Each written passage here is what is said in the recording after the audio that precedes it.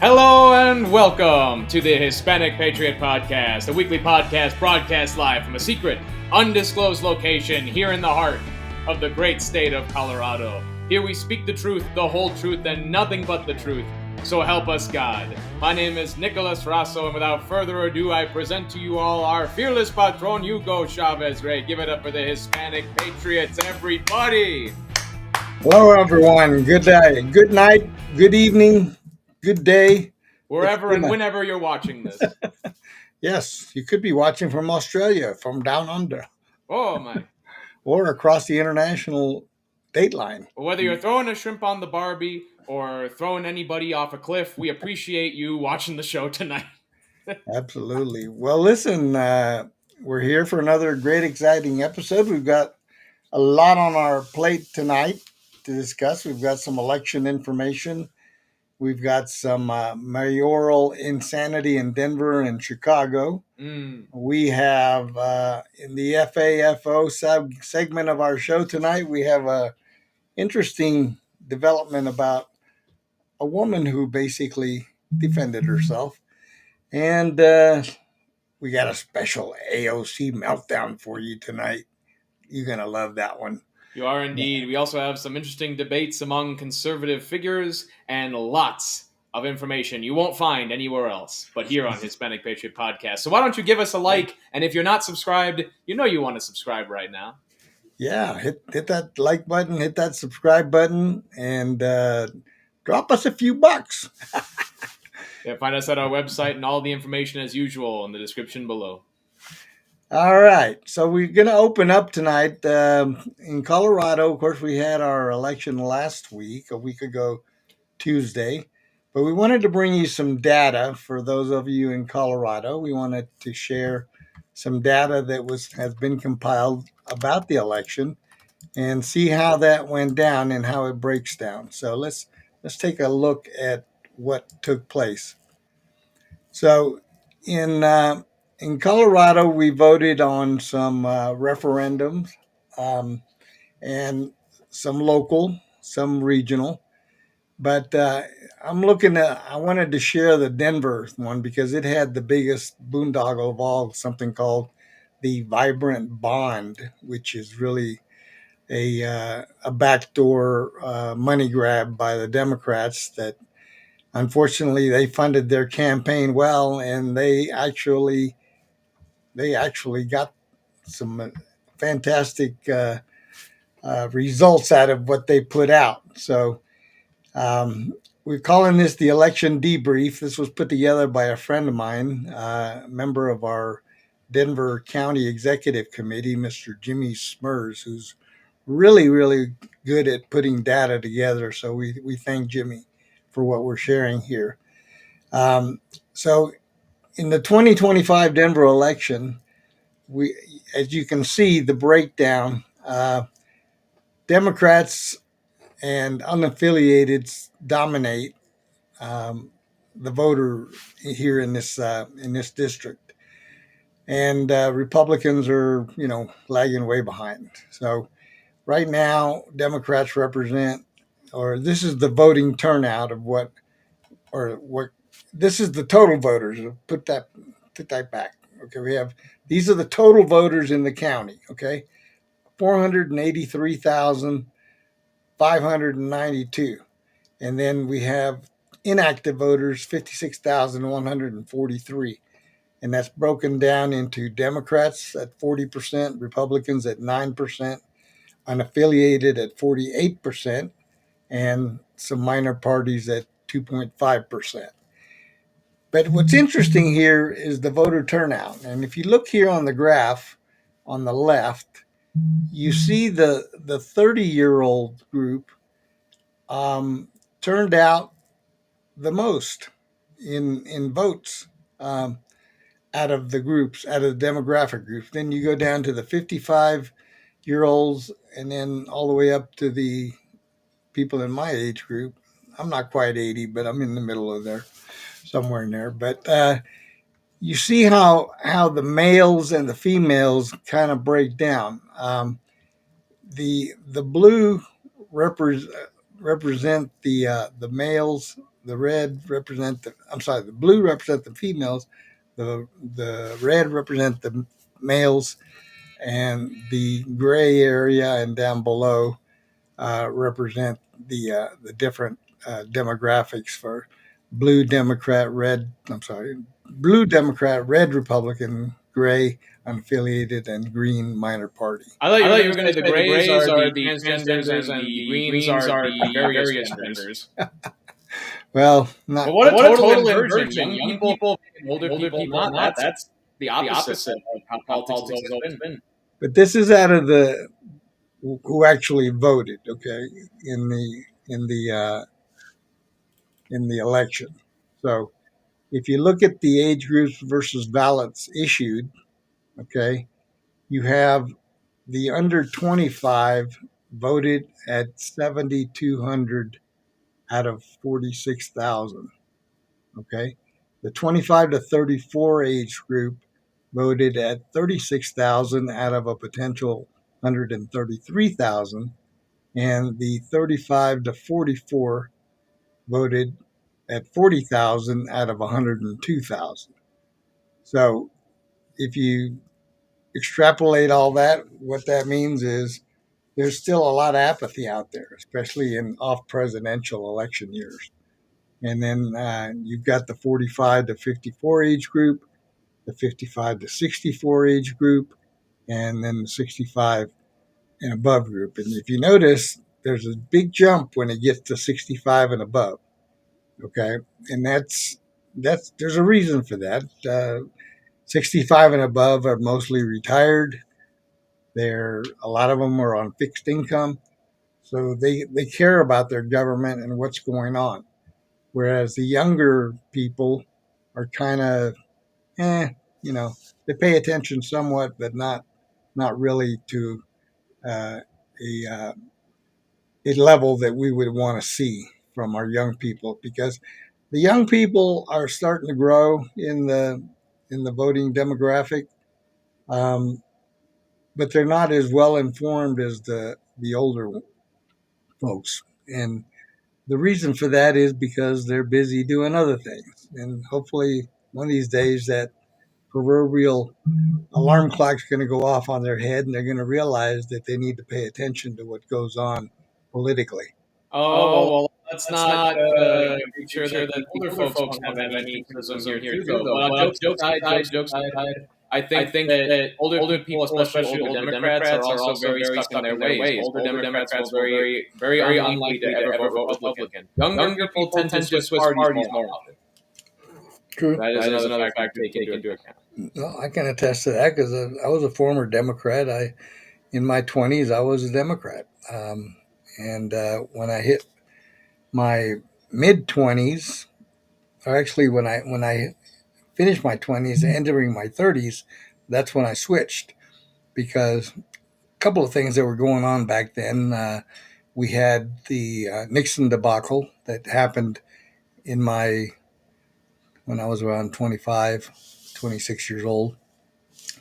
I was still kind of in the military at the time, but with all the scandal that Watergate brought the Republicans, it was a foregone conclusion that people were just going to naturally gravitate to the Democrat Party.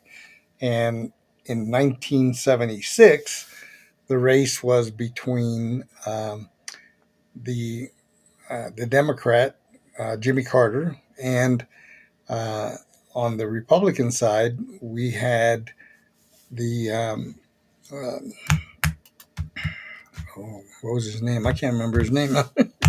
It's terrible. He was the guy that basically took over for Nixon after Nixon resigned in disgrace, so to speak. So he resigned to save face. But the sentiment was heavily Democrat by then, because the Republican name was Mud at that time. And Mr. Carter ran a great race in the sense that he was a heart tugger. His commercials were all very well done, and it appealed to people's hearts. And he came across as a nice gentleman, and they did a really good job on his campaign. But again, it wasn't really hard to paint that picture knowing what the Republicans had just come through. No, and I want to give a quick correction. That is Walter Mondale that we were thinking of. Walter Mondale. I was actually getting Walter confused with George McGovern and Michael Dukakis, the triumvirate of you're ahead of the game. Mondale came later. Then this was George McGovern. Mondale and McGovern were both Democrats. Yes, indeed. Yeah, well, I'm talking about he did easily by Reagan. The Republican didn't really have a chance. I can't remember the exact results, but anyway, Carter was elected, and then he proceeded to basically steer the ship off the edge. He defeated Gerald Ford. Gerald Ford, that's who it was. What uninteresting people we had in our country during the 70s and 80s till Reagan. Well, what really struck me back then, and this is just I'm speaking about this because you were talking about how younger people are now engaging more, or are more apt to be able to switch parties, and that's where my last Democrat vote was cast in 1976, because when Carter basically proceeded to run the country into the ground, and I don't say that to be mean about him, because he was a nice gentleman, but he was a terrible president, and this is what led eventually to the Iran takeover of the U.S. embassy and the hostages that were held for over 400 days. And leading up to the election in 1980, that's where Reagan came on strong in 1979. When I first heard him speak, and it was like a light switch went off in my head, and I jumped over and I signed up to work on his campaign when I was there. This was in Texas, and so I switched parties. I mean, that was it for me after the Carter debacle, and I guess my conservative roots kicked in, and basically, I got involved, and I've been involved ever since. So what you say is very true, that a young person is more apt to be susceptible, because after you get up into your 50s and 60s, like you said, you're pretty well set in your ways. And unless something drastic were to happen, somebody's not going to switch parties at that age. No, and one thing I do want to say is that young people are more interested in conservative politics than ever, and even right-wing politics, nationalist politics. The young people are becoming more right-wing than ever, and we see that in the polling, especially among men. So, to what do you attribute the fact that the youth movement seems to be going to the right? What do you think is the driving force behind that? I would say time. The fact that young people feel like they don't have time, and they feel like they have another lifetime sacrifice. They feel that milquetoast conservatism is too slow. It doesn't change America back to what it should be fast enough. And they see more radical policy as it's going to give them the home back and time they can actually enjoy it. Okay. So here in Denver, if you look at this graph, this slide that I have up, if you go to 2019, look at the percentage of ballots returned by political party. In 2019, 47% Democrat, 46% Republican, 33% unaffiliated, and the Democrat advantage was 1%. Go to 2020, it jumps a little bit to 3% advantage Democrat. 2021, a little bit back down to 2%. Then in 22, it jumps to 5%. And again in 23 and 24, they stay in that range. But then this year, Look at the jump all the way to 11% Democrat advantage in the percentage of ballots returned by political party. And you get out the vote effort, Monday and Tuesday vote of total that they're talking about the Monday before election day and election day. Democrats 64%, Republicans 53%, unaffiliated 66%. Okay. So what that tells you is that looks like unaffiliateds are more likely to wait till the last minute to turn in their ballots, either by persuasion or just stubbornness.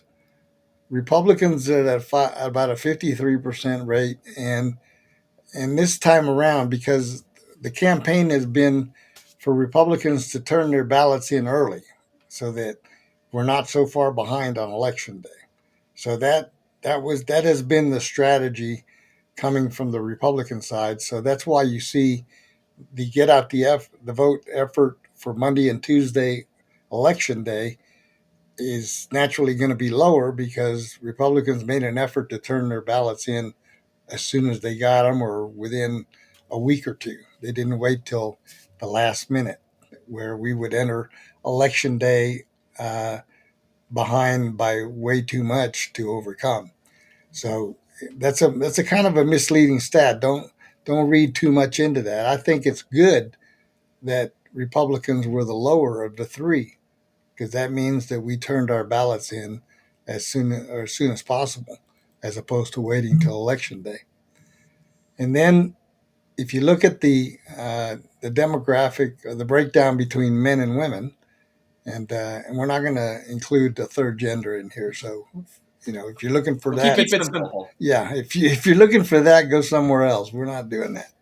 So, with 55% of women, okay, were likely to vote versus 45% of men.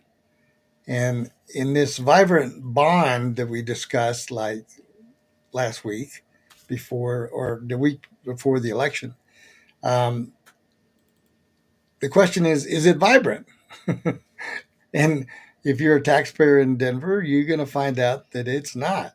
But what happened is the young people, again, pushed this over the top.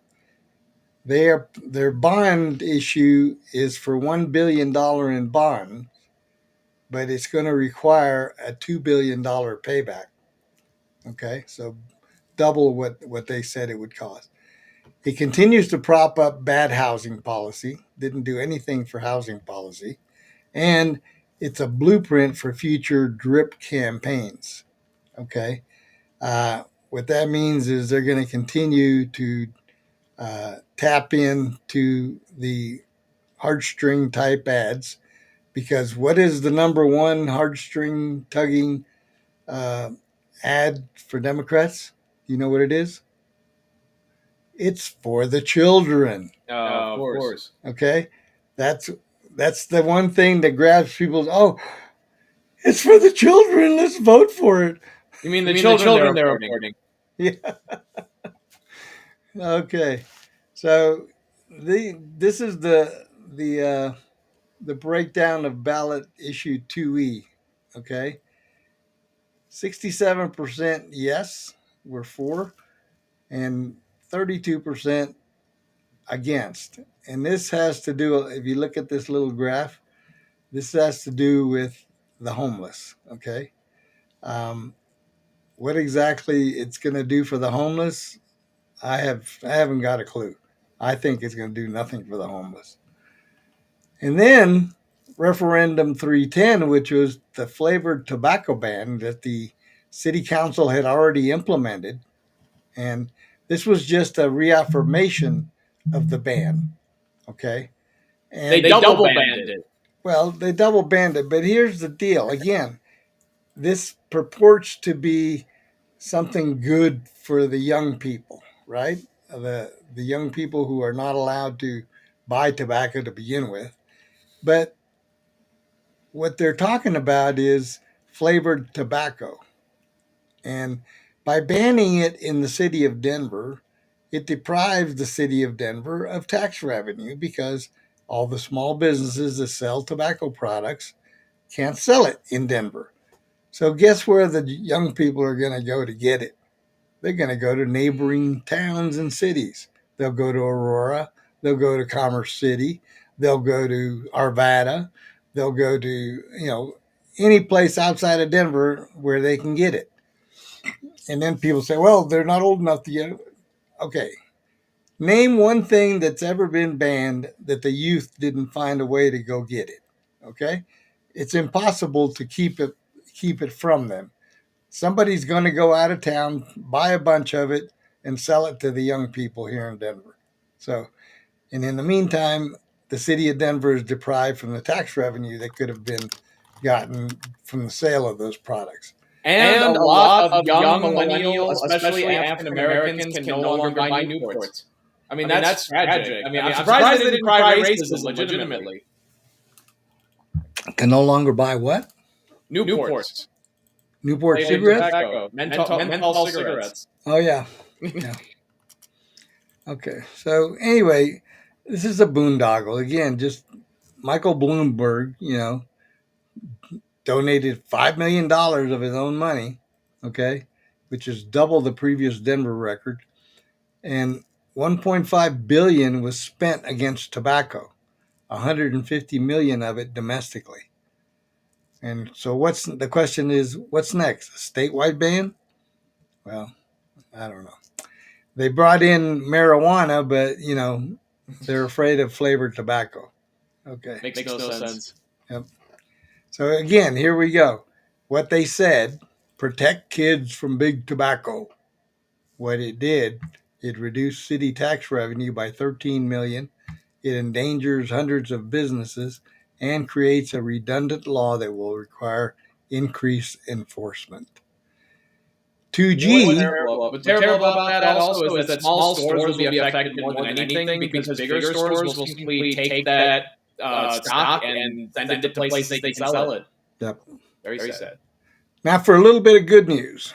This is something that we wanted, okay? 2G is something that the Republican Party pushed for, and this had to do with at-large city council seats. In the past, it didn't require a majority for a city council person to be elected. It was whoever got the most votes, but it didn't have to be 50% plus one. With this new edict here, 2G, it now requires a majority vote to become a city council member. So that's a good thing. That'll help keep, hopefully, some of the socialists out, and because they never get 50% or more. They were getting 30, 40%, and they were getting elected by that. But now it requires 50% plus one. So all Denver officials representing citywide constituencies should be elected by a majority of voters. That was our position. And at-large council members are currently the only citywide elected officials who don't need a majority vote. But now they do. So what they said, reduce voter confusion, improve diversity of council, and majority rule requirement. What it did, it made it much harder for any socialist candidate to get on Denver City Council. So that's a win. Unfortunately, that was our only win. But the at-large city council means that we don't have any rank. There's no possibility of ranked choice voting until minimum 2031 here in Denver. That's a good thing. Hopefully by then maybe we'll have more control from the Republican side. And 700,000 from Republican donors, and it upset all the socialists. So we're always happy when we upset socialists. Maybe Mandami could take a look at this. So what are the next steps for Denver? Well, we're going to have a social media committee. We're going to increase voter turnout, and we're going to work on a coalition building and a legislative committee that will keep track of what's going on at city council and at the state capitol. So that's a little bit of a breakdown. There's more at the Denver County Elections Board, and we'll be able to direct you to that. Where's that? My God, what happened to my thing? At the end of your screen. I can't get that. Can you turn off stop sharing? I got you. There it is. Okay. All right. So hopefully that helps you get an idea of what's going on here. And for anyone who was worried, no, that is Hugo's wife. There is nothing to worry about there. You thought you were in trouble for a second. No, not at all. Not at all. Not at all. Oh, All right. goodness. So let's talk a little bit about voter apathy. Yes. If you're paying attention out there, if you didn't vote in Colorado, shame on you. Okay? It's very easy. We are a mail-in ballot state. It takes you literally 2 to 3 minutes to sit down on your kitchen table, fill out a ballot, and turn it in. And if you're old-fashioned like I am, and you just have to get your ballot in on election day, my polling station was literally like less than 5 minutes away. Like there was like 15 of them. And there's places that you can go to drop off the ballot. You don't have to worry about anything. But I think a lot of people, Hugo, all over the country, they are used to mail-in ballots being fraudulent. They have problems with it. But then we also have amazing in-person voting here in Colorado. So when we say there's no excuse, we're really not trying to make anyone feel bad. It's just the facts. Yes, we are. Okay. Hugo's trying to make people feel bad. I'm not trying to make people feel bad unless you want to feel bad. Very much, again, because we are the Boomer and the Millennial, and we represent ourselves well. All right. Let's move on. No more apathy, folks. That's what we need. We need bridges, not apathy. Let's not be apathetic. No. All right. So, the shutdown, the Schumer shutdown is finally over. Huzzah! It's over. And the government has been reopened, folks. And guess what the Democrats are saying? It's all Trump's fault. It was all Trump's fault. It was all Republicans, all those mean Republicans. We did it somehow. Who were starving the SNAP children and not paying our troops and not paying the people. I don't know about who's talking about Social Security because my check didn't stop. So. Well, there weren't any food riots either, so I have to assume that the food stamps came through all right. Yeah, there was some of it, yeah. And I saw a quote by somebody online that was saying that, well, Trump had gone to the U.S. Supreme Court to keep people from receiving their SNAP benefits. Except that was totally a lie because it was the exact opposite. He went to the Supreme Court. He was trying to get authorization to pay the people that needed the SNAP benefits.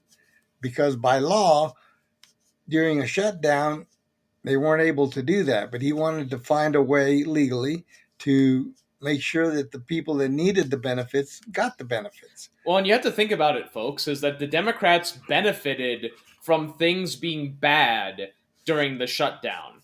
Trump would have benefited from things being good during the shutdown. So what do you think Trump's actions and motivations were versus the Democrats? We have to use common sense, people. At the end of the day, and Hugo, maybe you could agree, disagree, whatever you think. I am very frustrated by the lack of media literacy that we still have in this country, that people have to understand that when you're being told a narrative on the mainstream media, it is not honest. It is not meant to be factual. It is meant for you to feel and want to act a particular way. So when we say here on Hispanic Patriot Podcast, the truth and nothing but the truth, that's not just a Bible quote. It's not just an ideal. It's something that is very not present in journalism today. And we all need to recognize that. Yeah. And, the left never met a topic that they didn't enjoy bashing our president about. So, to those of you out there that hate President Trump, nanny boo boo. There's not too much to say, too. It's like, we really don't have to have this situation where society breaks down and falls apart every time we have a new president, especially one who is America first, who is about making America what it should be. We know what this looks like by now, and we know what works by now. And I think that all of us are very happy with President Trump because we've seen what was before. It was much worse than before to be a Republican. And today, honestly, I could say this time right now is the best time to be a Republican that I've ever lived in.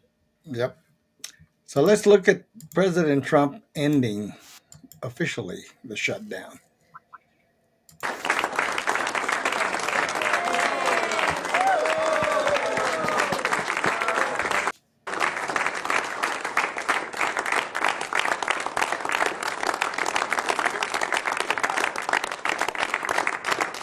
And it's an honor now to sign this incredible bill and get our country working again.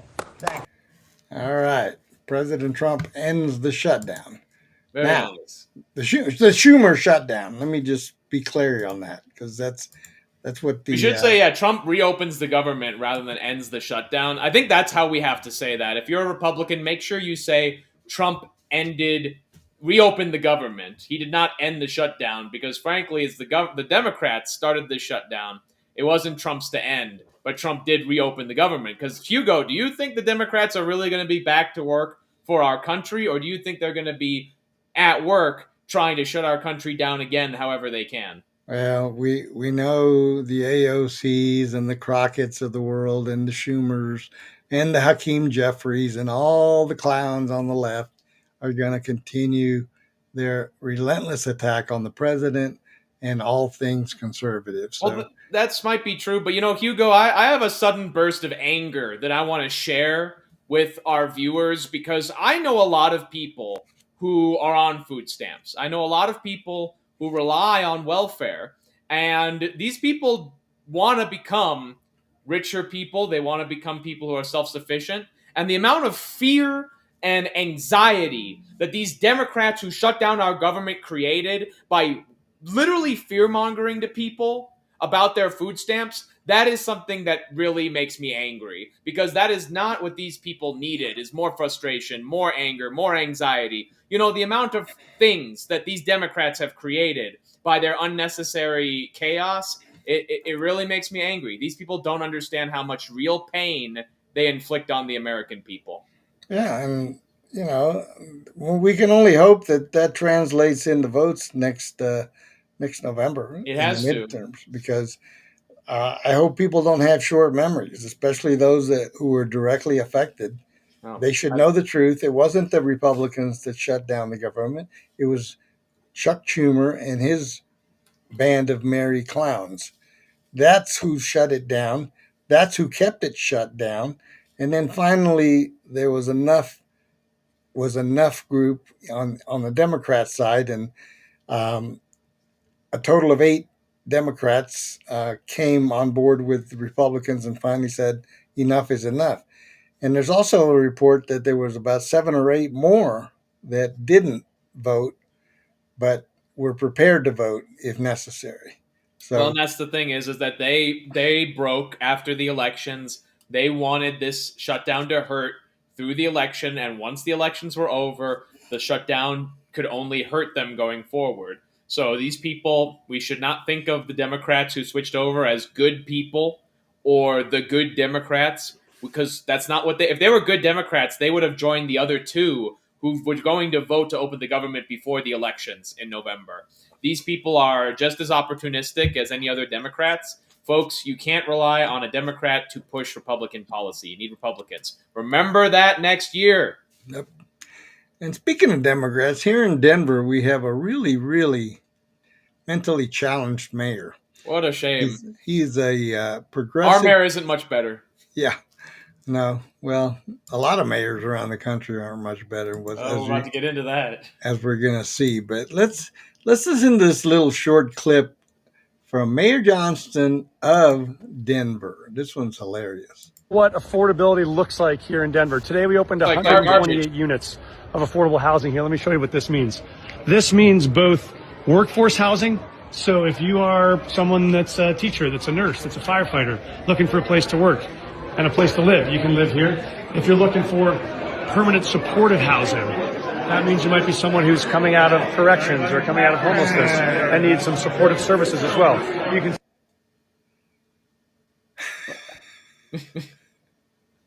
Did he say affordable housing is mixing teachers with recently released convicts and the homeless?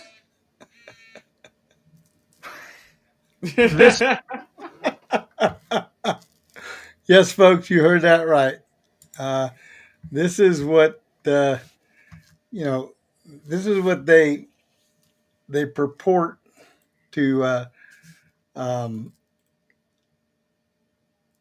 put forth as a stopgap measure to create more affordable housing. This is worse than commie blocks. Who in their right mind would put law-abiding, hardworking Americans in the same building with drug addicts, ex-cons, and homeless people? Communists. I mean, that's really the answer. Is that's when you go to a communist country, they see housing exactly like this. They see it as, oh, you just need some place to stay, right? It's like, no, I want somewhere where I can put down roots and want to live, not just a housing unit. Is that too much to ask, Hugo? Is a white picket fence and a small yard and a dog and a wife and kids just too much to ask for in this world today, Hugo? Especially from our Democrat mayors? I don't know. Well, if you For think them, it might be a big ask. If you think that guy was bad, let's fly up north to Chicago and see what the mayor of Chicago is doing. There's a lot to see. He's a big fat man.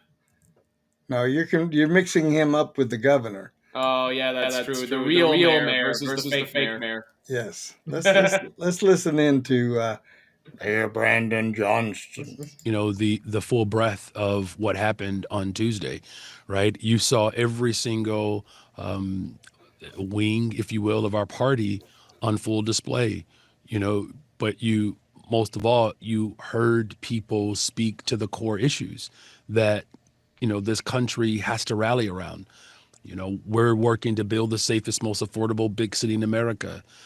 People literally ran on the areas that we are effectively governing on. Surely he's not talking about Chicago, right? That's what I mean. When you think about the average price of a home in New York, over $1 million. The average price of a home in Los Angeles, over $900,000. I know that Mayor Karen Bass is tackling that challenge in Los Angeles, and I know Mayor-elect Mamdani is solely focused. Yeah, Mayor Bass is tackling that problem in L.A. by building Section 8 houses that she happens to have a business interest in. On ensuring that everyday people can afford to live in their communities or boroughs, as they describe in New York. But you also saw the first black woman or the first woman elected to be mayor of the city of Detroit. So right here in the Midwest, your people are continuing to set new standards, quite frankly. Remember, skin color is primary for how we lead and represent the interests of working people. So I'm also encouraged by the fact that, Mayor-elect Mamdani has made a pronouncement that he's going to create an Office of Community Safety. That's what we have here in Chicago. That's what I developed. And you're seeing it. And it works so well. An Office of Community Safety. Guess how many NYC police officers have tendered their resignation effective January 1st. Guess how well that Committee of Public Safety does in Chicago? Poorly. No, I'm asking, do you know the number? I have to assume it's big. 5,000 New York City police officers have tendered their resignation effective January 1st, the day that Mamdani takes office. That's a genuine tragedy. That's a lot of props. That's almost, let's see, it used to be 35,000 cops in New York. I think that number is down to 25,000. So 5,000. Yes, 1/6 of all the cops. Yeah. So, wow. But that's gonna be great for the criminals. I mean, that's what Mamdani wants, right? An incredible decline in violence in our city and cities across America. So it's. Did he just say the incredible decline in crime in his city of You know Chicago? why there's a decline in overall because there's a decline in overall population. Very clear that, if you speak to the core issues and we lead with our values and we stand up for the interests of working people, and of course, finally, challenging the ultra rich in Hey, Mayor Johnson, the working people of Chicago hate your guts. They those do. with means to pay their fair share in taxes, it's not just a winning message. It's literally the governance that we need to protect everyday people across this country. There it is, the proverbial pay their fair share. Oh, those dirty rich people. I mean, how many jobs have been created by poor people? Who do they think creates the jobs and the businesses? Oh my God. These people are just this class envy, class warfare. It's just straight out of the Communist Manifesto. Well, and there's something about the dynamics of Chicago that I'd like to put a little insight in. So the joke the joke I made at the beginning, I really meant it, because when Mayor Beetlejuice, you know what I'm talking about, when her tenure ended, the current mayor of Chicago, in my opinion, is barely a political entity. The city of Chicago has sort of been taken over by the wider Democrat machine, personified by J.B. Pritzker.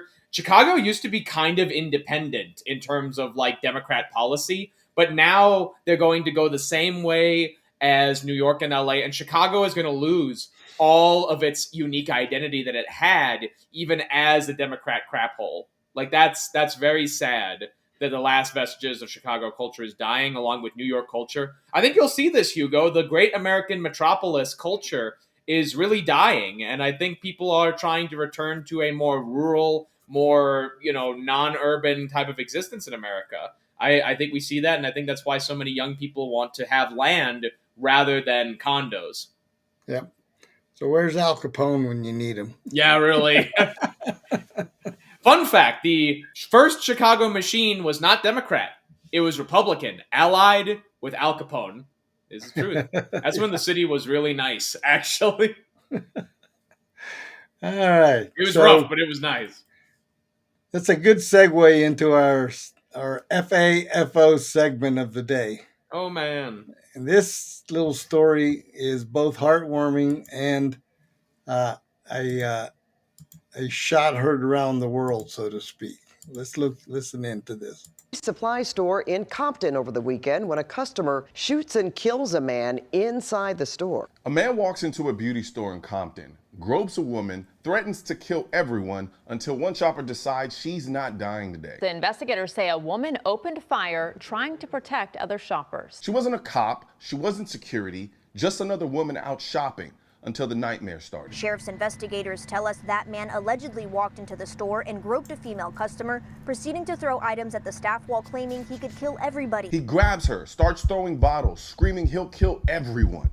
Witnesses even thought he had a knife. That's when panic turned into survival. They say that's when a female customer opened fire twice, striking the man on the second shot. She fired once. A second customer, fearing for everyone's safety, fired a warning shot. Fired a warning shot. He turned towards her. The second shot ended it. The sheriff's department says the 42-year-old man who was shot and killed had a lengthy prior criminal history to include assaults, robbery, thefts, and disturbing the peace. The man had a rap sheet longer than this story. Assaults, robberies, violence. But that day, he met someone who refused to be his next victim. The shooter is not under arrest, and at this time, the LA County District Attorney's Office will ultimately decide if she'll face any charges. The news calls it gun violence. I call it self-defense. She didn't start the chaos, she ended it.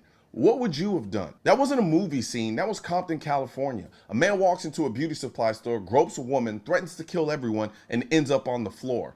Depending on who you ask, that's either justice or gun violence. According to multiple reports, this all started just after 3:30 p.m. The man followed a woman inside, grabbed her, then lost it when employees told him to leave. Witnesses thought he had a knife. That's when another shopper, another woman, decided she wasn't going to be a victim. Now, here's where reality and the law collide.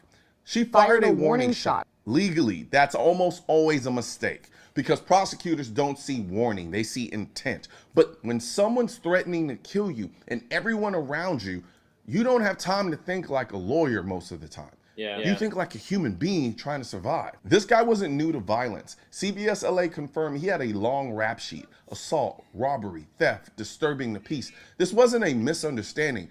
This was a pattern. And when that You had a rap sheet. Was that Tupac or 50 Cent? I think if he had a rap sheet like those guys, he wouldn't be groping. He wouldn't need to grope random women. He would have them.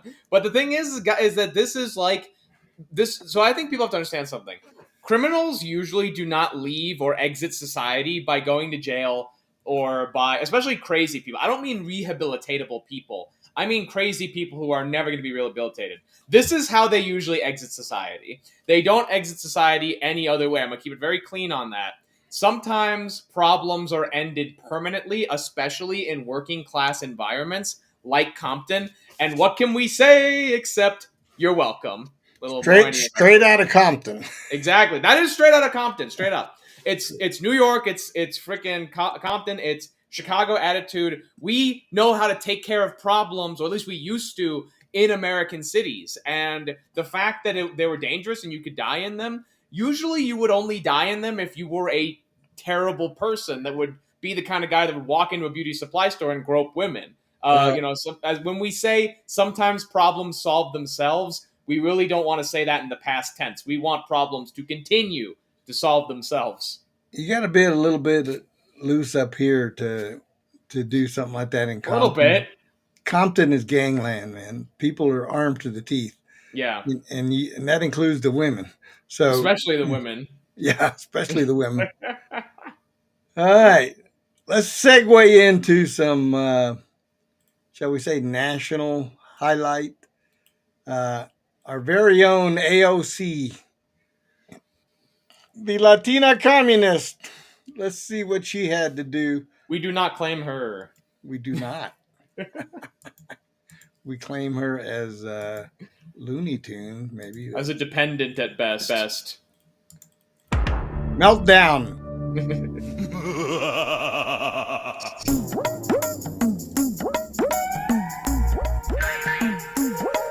And I saw some Republican members of Congress saying, oh, well, if we have this down, it's because of AOC. No! Well, if that's the case, my office is open and you are free to walk in and negotiate with me directly. Because what I'm not going to do is tolerate 4 million uninsured Americans because Donald Trump decided one day that he wants to just make sure that kids are She doesn't even know why she thinks Trump does this. That's what's not going to happen. And so if those senators think that we're having a because of me, they're free to enter my office and negotiate. No. Because what we're not going to do is allow all of millions of people in this country to not be able to afford their therapy. So come strike a deal with me if that's what they really think is going on.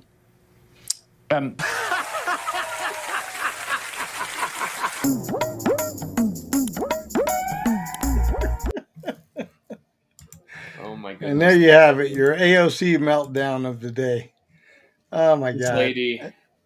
It's the gift that keeps on giving, right? Like she's going to run for president someday, and that it's just Uncle Eddie said in Christmas Vacation. Your S word is full. I mean, because her itter is full. I mean, it's my problem with AOC is that she acts like what she's spewing is not total BS. And that's very disingenuous for me, seeing this woman do this for this many years at this point. She's turned that persona into a cash cow because I wish she would butcher that cash cow so we never have to see it again. By some estimates, her net worth is now $29 million. So I want to know how somebody making $174,000 a year has become as a net worth of $29 million in less than 4 or 6 years. Maybe she asked Pelosi how she did it and just did the same thing. Yeah, they're in cahoots with the insider trading and all. So why wouldn't she be at that point? That's coming up. Let's have a little fun. we started last week with it's that time of the year. So let's take a look at what our favorite porch pirates are doing nowadays.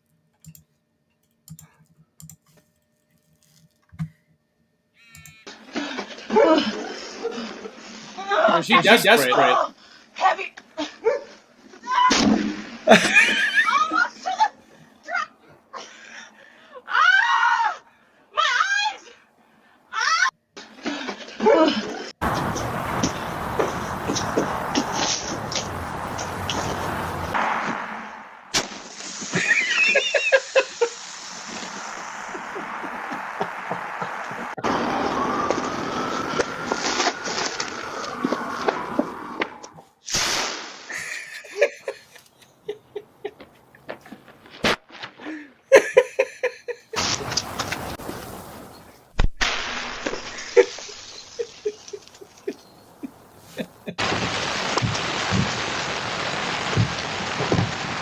What I get a kick out of is how they turn around and look around to see who's watching or whatever.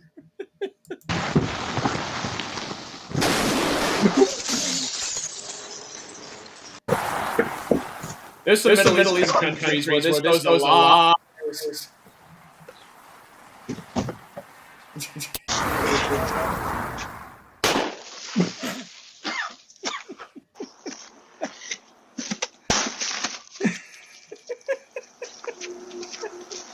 Most of them don't just extinct their faith.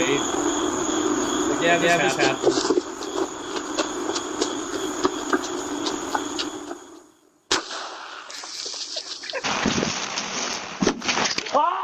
Oh, shit!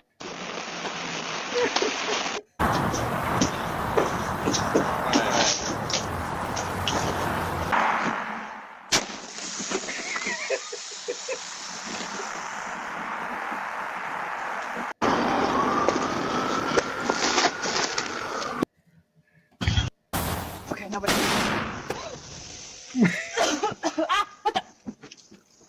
Oh my. Forget it! It's filled with bricks, idiot. I got you on camera. Screw you! Jeez.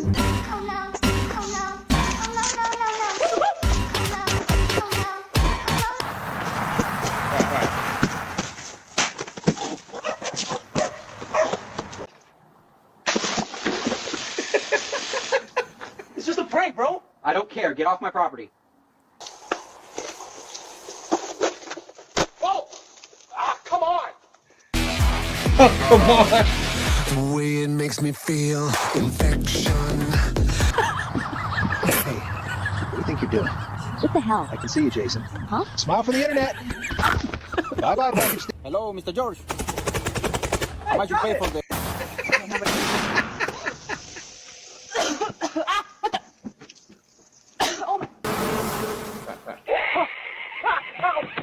Oh my God, that's hilarious. You know, I think a lot of the comeuppance aspect, because like every time I see those large explosions, because like I think a lot of you, I've said before, I do foreign policy work. I see a lot of drone footage, they all look like that. And so every time, all I could think of is these explosives not being filled with colorful, nice, paint or whatever it is. And it's like, imagine if those were just explosives. Like I said, is that there's some country in the Middle East where these porch pirate videos go very, very differently. Uh-huh. Yep. They're adept at IEDs.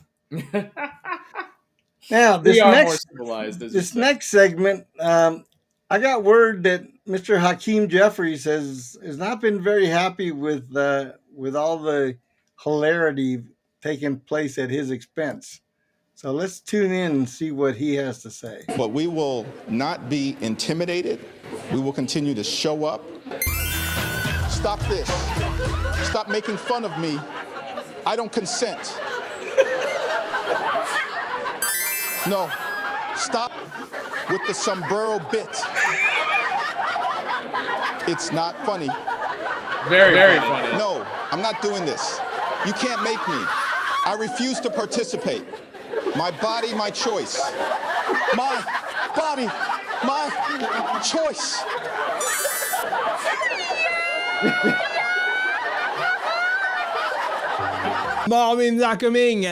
The Schumer shutdown. He'd be so much happier if he was Mexican.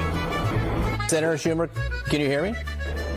Senator Schumer, can you hear me? I can't hear.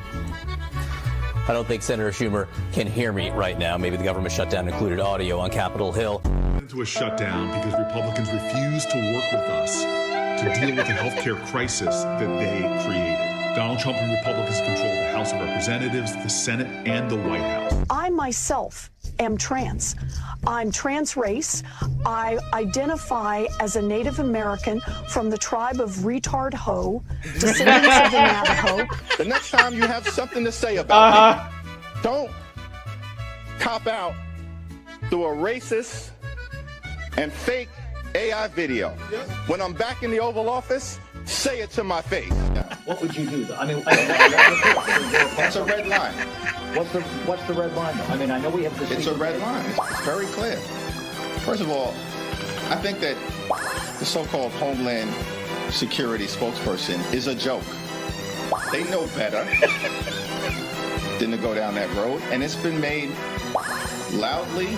Republicans just want sexy white girls with perfectly round titties in their ads. We're here to say no to that.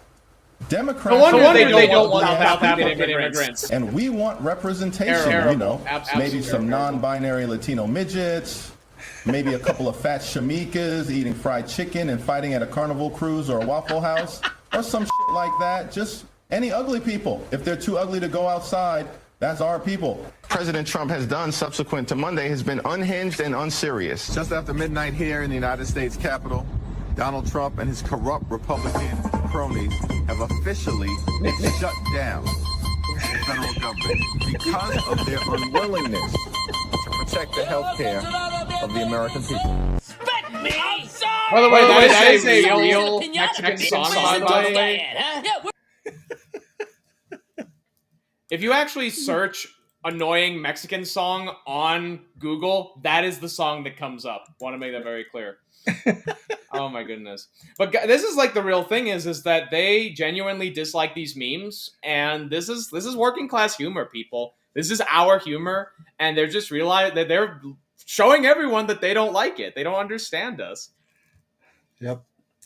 All right. And now to our weekly mariachi segment. This one's a good one. I really enjoyed this one. Let's tune in to see what President Trump and Vice President Vance are doing.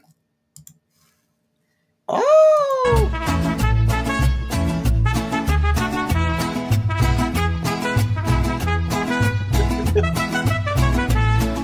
Cucaracha, la cucaracha, ya no puede caminar. For those who don't know, this is actually about how Trump rated the Israel-Palestine government.